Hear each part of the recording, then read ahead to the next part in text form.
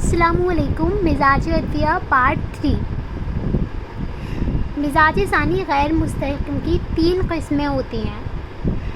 रखू मतलब, रखू जिद्दन, रखू बाफिरात। ठीक है, तो सबसे पहले हम रखू मतलब के बारे में बात करते हैं। प्राइमरीली सॉफ्ट, ठीक है, यानी कि ये वो मिजाज सानी गैर मुस्तहक है जिसके अज्जाए तरकीबिया इतने गैर मुस्तहकम होते हैं कि पानी में जोश देने से अलग नहीं होते। ठीक है, तो इसके जो अज्जा होते हैं, अज्जाए तरकीबिया, वो इतने गैर मुस्तहकम होते हैं कि पानी में जोश देने से, उसको बॉईल करने से, दवा को बॉईल करने से वो अलग नहीं होते, बल्कि बराह रास्त आग की हरारत से उसके जौहर यानी अज्जाए मौसरा एक दूसरे से अलग हो जाते हैं। यानी कि अगर उनको पानी में बॉईल किया जाए तो वो उसके जो कॉन्स्टिट्यूएंट होंगे वो सेपरेट नहीं होंगे। ठीक है, लेकिन बराह रास्त आग की हरारत, अगर लेकिन उसको जलाया जाए, उसको आग की हरारत पहुंचाई जाए, तो उसके जौहर के अज्जाए मौसरा एक दूसरे से अलग हो जाते हैं। ये मिजाज को मिजाज सानी मिजाज सानी रखू मतलब कहते हैं।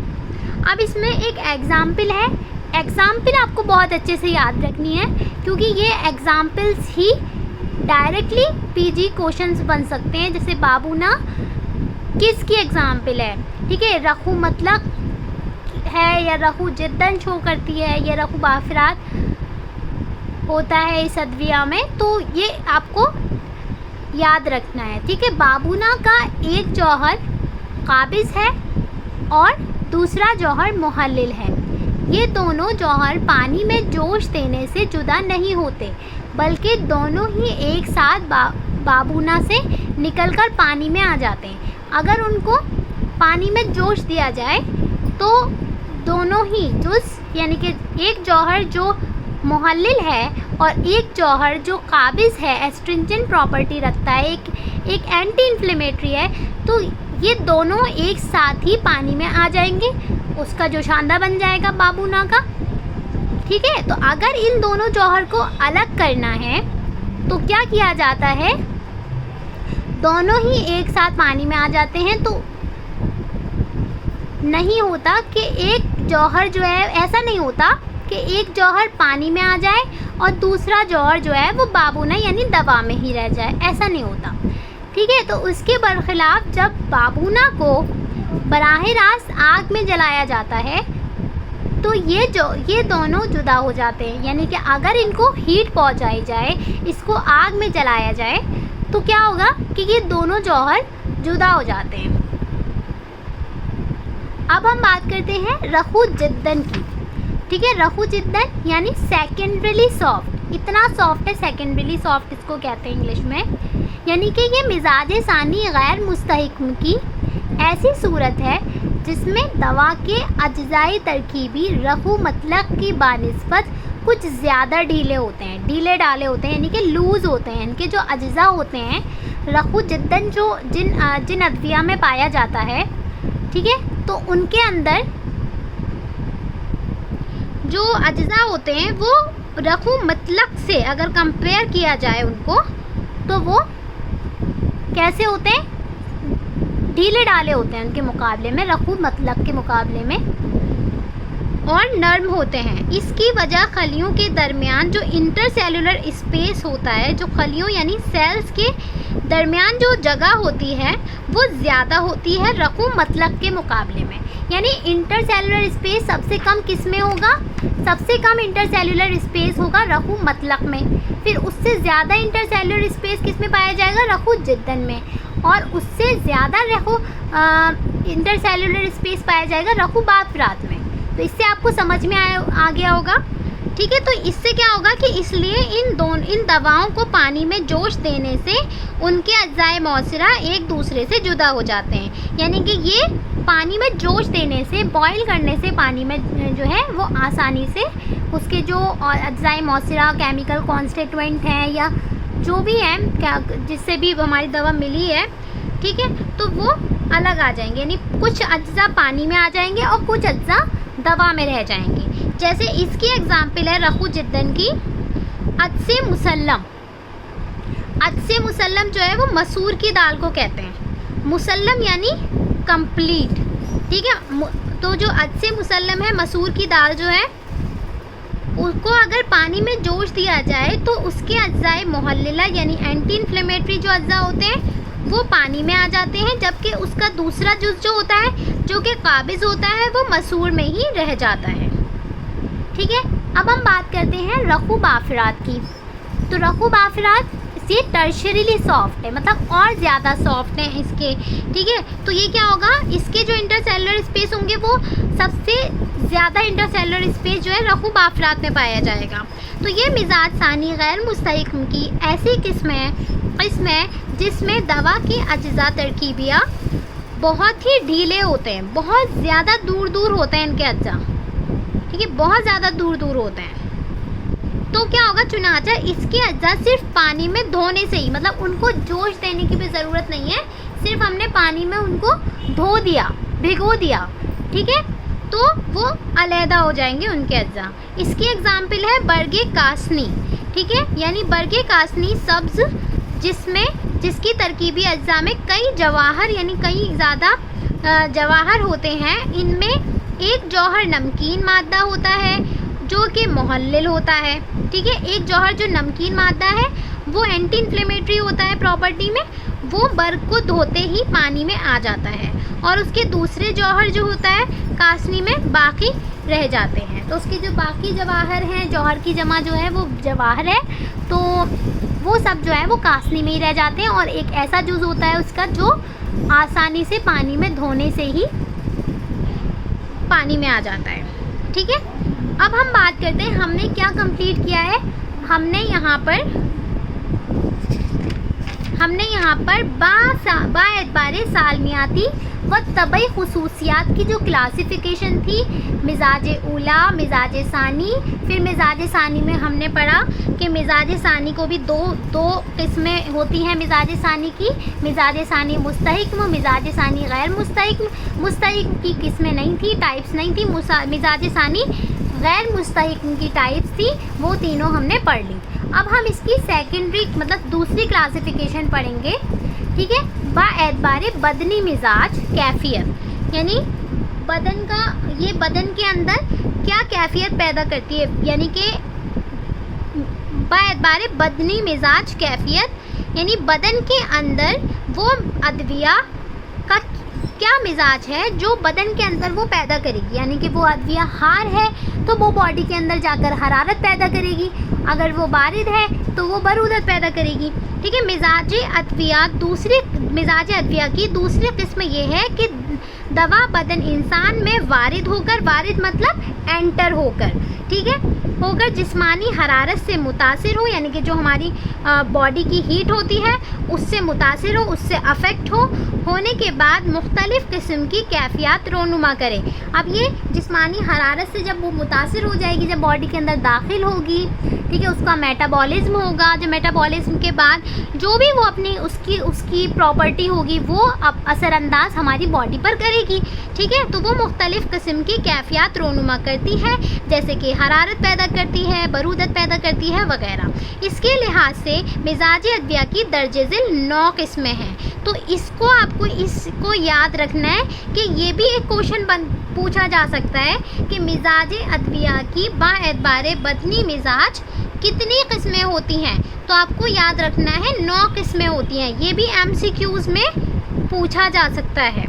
اب وہ 9 قسمیں کیسی ہوتی ہیں؟ تو یہ بہت سمپل ہیں. دوائیں معتدل ہوتی ہیں، دوائیں غیر معتدل ہوتی ہیں. پھر دوائیں معتدل ہو گئی، پھر دوائیں غیر معتدل کی بھی 8 اقسام ہوتی ہیں. میں نے جیسے چارٹ میں بتایا بھی تھا کہ جو ہے مفرد بھی ہوتی ہیں اور مرکب ہوتی ہیں. 4 مفرد ہوتی ہیں اور 4 مرکب ہوتی ہیں. تو ہم بات کرتے ہیں یہاں پر دوائیں معتدل کی. ٹھیک ہے، دوائیں معتدل سے کیا مراد ہے؟ دوا جسمانی حرارت سے متاثر ہو کر اپنے اجزائے ترکیبیہ سے بدن میں اس قسم کی کیفیت پیدا کر دے جس سے جسمانی کیفیت اور مزاج میں کسی قسم کی زیادتی یا کمی نہ ہو کہ بدنی مزاج اعتدال طبعی سے ہٹ جائے. ٹھیک ہے, تو یعنی کہ یہ دوا معتدل سب سے بیسٹ دوا ہوتی ہے, اور یہ دوا جب بدن کے اندر داخل ہوتی ہے تو انسان کا جو مزاج ہے وہ اعتدال پر رہتا ہے. ٹھیک ہے, یہ اعتدال پر انسان کے جو ہے مزاج کو اعتدال پر رکھتی ہے, نہ یہ زیادہ حرارت پیدا کرتی ہے, نہ یہ زیادہ برودت پیدا کرتی ہے, نہ یہ زیادہ یبوست پیدا کرتی ہے, اور نہ یہ زیادہ رطوبت پیدا کرتی ہے. تو یہ ایسی دوا ہے جو جسم انسان کے اندر داخل ہو کر, ٹھیک ہے,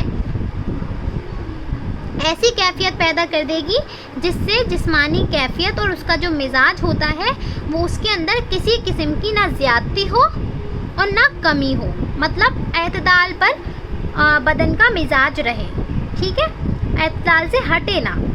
یہ آپ کو سمجھ آ گئی ہوگی دوائیں معتدل. اب دوائیں غیر معتدل اس کی اپوزٹ ہو جائے گی, یعنی کہ یا تو یہ حرارت پیدا کرے گی یا برودت پیدا کرے گی. ٹھیک ہے, تو یعنی دوائیں غیر معتدل اس طرح کی ادویہ جو جسمانی حرارت سے متاثر ہونے کے بعد اپنے اجزائے ترکیبیہ سے مل کر ایسی زائد کیفیت, زائد مطلب زیادہ, مور, ٹھیک ہے, ایسی زائد کیفیت پیدا کر دے جو بدن کی معتدل کیفیت اور مزاج کے خلاف ہوں. یعنی کہ جو بدن کا معتدل مزاج ہے, ٹھیک ہے, اس کے خلاف ہو, یعنی کہ کچھ بھی ہو سکتا ہے, مطلب اعتدال سے تجاوز کر جائے, اعتدال سے زیادہ ہو جائے. ٹھیک ہے, تو یہ بات واضح رہے کہ زائد کیفیات سے مراد کیا ہے, یا تو وہ مفرد ہو کیفیت, حرارت بڑھ جائے, برودت بڑھ جائے, یعنی سنگل کیفیت بڑھ جائے. ٹھیک ہے, سنگل کیفیت میں فرق آ رہا ہے, حرارت, برودت, یبوست, رطوبت, یا پھر وہ مرکب ہو سکتی ہے کیفیت, یعنی ہار یابس ہو سکتی ہے, ہار رطب ہو سکتی ہے, بارد یابس ہو سکتی ہے. بارد رطب کیفیات میں سے ہیں جو درجہ ذیل ہیں. اب یہ کیا ہے, یہ بہت ہی ایزی ون لائنر ہے, بہت سمپل. آپ اس کا آنسر بہت مطلب لکھ سکتے ہیں, ایک بار میں ہی آپ کو یاد ہو جائے گا. جیسے دوائی ہار, تو دوائی ہار کیا ہوتی ہے, جو جسم کی حرارت سے متاثر ہونے کے بعد, یہ لائن آپ کو یاد رکھنی ہے, اور جیسے جیسے یہ چینج ہوتا جائے گا اس کے حساب سے غیر طبعی حرارت, غیر طبعی برودت آپ کو یاد ہو جائے گا. ٹھیک ہے, تو اگر یہ دوائی ہار ہے تو آپ کو سمجھ میں آ گیا یہ کیا پیدا کرے گی, غیر فطری حرارت پیدا کرے گی. تو جو جسم کے اندر داخل ہوگی اور پھر کیا ہوگی, جو جسم کی حرارت سے متاثر ہوگی پہلے, ٹھیک ہے, پھر اس کے متاثر ہونے کے بعد غیر فطری حرارت پیدا کرے. دوسری کیا ہوتی ہے, دوائی بارد, یعنی جو جسم کی حرارت غریزیہ, جو ہماری حرارت غریزیہ ہوتی ہے اس سے متاثر ہو کر غیر فطری برودت پیدا کرے. ٹھیک ہے, اسی طرح سے آگے بڑھتے ہیں. دوائی یابس, دوائی یابس یعنی وہ دوا جو جسمانی حرارت سے متاثر ہو کر جسم میں غیر طبعی یبوست پیدا کرے.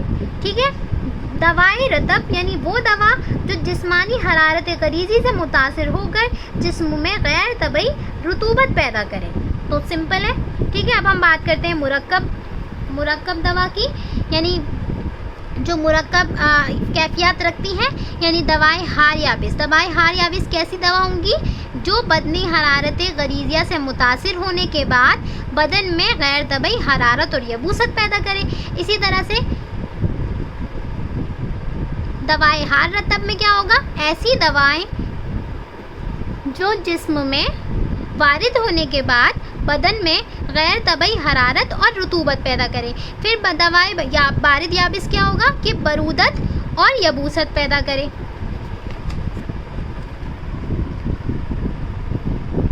ٹھیک ہے, پھر اسی طرح سے بارد رطب میں کیا ہوگا, جو بدنی حرارت سے متاثر ہونے کے بعد بدن میں غیر طبعی برودت اور رطوبت پیدا کرے. سمپل تھا. اب ہم بات کرتے ہیں تیسری کلاسیفیکیشن کی. یہ ترکیب کی کلاسیفیکیشن ہے, یعنی کہ جو دوا ہوتی ہے وہ کس طرح سے بنتی ہے. ٹھیک ہے, تو باعتبار ترکیب ادویہ ترکیب دو طرح سے ہوتی ہیں. ٹھیک ہے, جو فارمیشن ہوتا ہے ڈرگ کا وہ دو اعتبار سے ہو سکتا ہے. ترکیب طبعی ہوتی ہے, ترکیب صناعی ہوتی ہے. طبعی سے آپ کیا سمجھ رہے ہیں, جو نارمل نیچرلی طور پر ترکیب ہوگی. ٹھیک ہے. صناعی مطلب آرٹیفیشیل طور پر جو ترکیب دی جائے گی. ٹھیک ہے. تو جتنی بھی مفرد ادویہ ہوتی ہیں وہ سب کس ترکیب سے پیدا ہوتی ہیں؟ ترکیب طبعی سے، یعنی نیچرلی پیدا ہوتی ہیں. وہ جتنی بھی مفرد ڈرگ ہوتی ہیں، ٹھیک ہے، انہیں کوئی بناتا تو نہیں ہے نا، وہ نیچرلی ایگزسٹ کرتی ہیں نیچر میں. ٹھیک ہے. ترکیب صناعی میں کیا ہوتا ہے؟ یعنی کہ جتنی بھی کمپاؤنڈ ڈرگ ہوتی ہیں تو وہ آرٹیفیشلی طور پر بنائی جاتی ہیں، یعنی کہ ان میں الگ الگ ڈفرینٹ کانسٹیٹوئنٹ ڈالے جاتے ہیں، تب جا کر وہ مرکب بنتا ہے. ٹھیک ہے. تو اب ترکیب طبعی کیا ہوتی ہے؟ ایسی تمام دوائیں جو قدرتی طور پر مختلف ترکیبی اجزاء سے مل کر باہمی فعل و انفعال کے بعد یکساں یعنی سملر مزاج پیدا کریں. ٹھیک ہے. تو یہ کیا ہے کہ قدرتی طور پر ہو رہا ہے، یعنی نیچرلی طور پر مختلف جو ترکیبی اجزاء ہوتے ہیں وہ مل کر آپس میں فعل و انفعال کریں اور اس کے بعد ایک یکساں مزاج پیدا کریں اس دوا کے اندر. ٹھیک ہے. ان کو ترکیب طبعی کہتے ہیں. چونکہ یہ قدرتی طور پر ہی ترکیب پاتی ہے، اسی لیے ان کو مرکب طبعی بھی کہتے ہیں. تو یاد رکھنا ہے، ترکیب طبعی کو ہم مرکب طبعی بھی کہتے ہیں، یعنی ہے تو وہ ایک طرح کا کمپاؤنڈ ہی ہے لیکن نیچرلی بنا ہے وہ. ٹھیک ہے نا. تو تمام نباتی، حیوانی، معدنی دواؤں میں پائی جانے والی ترکیب کیسی ترکیب ہوگی؟ اب جتنی بھی حیوانی، معدنی، نباتی یعنی پلانٹ اوریجن، اینیمل اوریجن اور منرل اوریجن جو ڈرگس ہوں گی تو وہ کس ترکیب سے بنی ہوں گی؟ یعنی جتنی بھی سنگل ڈرگس ہوتی ہیں تو وہ ہماری ترکیب قدرتی یا ترکیب طبعی سے بنتی ہیں، پیدا ہوتی ہیں. ان دواؤں کو ہم ادویہ مفردہ کے نام سے پکارتے ہیں، جیسے مثلاً بابونا ایک مفرد دوا ہے، اصلسوس ایک مفرد دوا ہے. اب ہم بات کرتے ہیں ترکیب صناعی کی.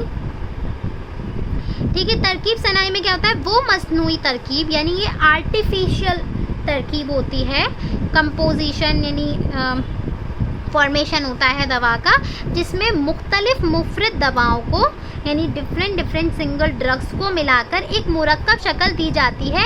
یہ مرکب ایک نئی مزاجی کیفیت کا حامل ہوتا ہے. ان کو مرکبات صناعی ان کو کیا کہتے ہیں؟ ہم مرکبات صناعیہ بھی کہتے ہیں.